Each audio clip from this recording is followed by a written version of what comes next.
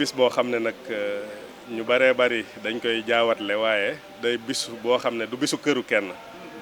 waaye bisu yoonu murit wépp la ndax bis boo xam ne la muy màggal mooy bis bi Sëriñ Tuubaa mi ñëpp yaakaar wuy jee boromam te mu waxoon ne wa umri ilal jinaani iidu mooy sama dund ba àjjana fet la kon bis bi muy wuy jee borom mi tam fet lay doon ndax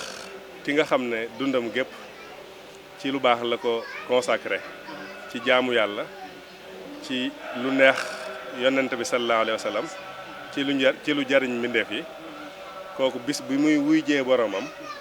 bisub payoor la bisub récompense la kon bisub sargal la bisub mbégte la ci zahir nag ñun ñi nga xam ne maanaam suñu jëmm yi la ñuy gën a xool mën naa nekk ci ñu bari bisub naqar ndax ku toll ne sëñ Touba bu ñu koy gis ba gisatuñ ko amaana na ko mag ñi doon waxee rek garab gu mag bu ne jirim garab yu ndaw yi di jirim meññet ma saay mbir ma xalam waaye loola ci zahir la rek waaye làqu gi itam ci baatin mooy continuité mooy ñun dañoo gëm yow mal xiyaam gëmu payoor te ku toll ne sëñ Touba itam la mu jëfal suñu borom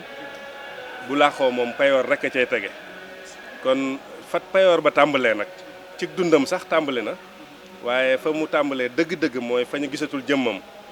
te dafa mel ne bisub tey bi day wane bis ba ñu gisatul jëmmam waaye jëfam di gën di law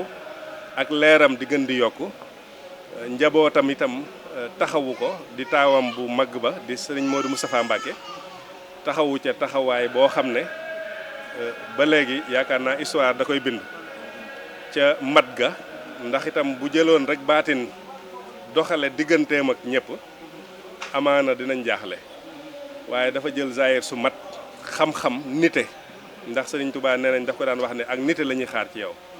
ñu gis ne itam kon bi sëriñ Touba làqoo ak nite la doxal ba jëfal sëriñ Touba li mu bëggoon mooy indi ko Touba ba tabaxal ko fi jumaa ju mag ji kon bis boobu la ñuy màggal tey waaye nag nit ñi di ko woowee màggaluk Daaru Xudoos ñu nangu ko itam cëroo ko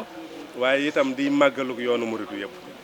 waaw kay waaw jërëjëf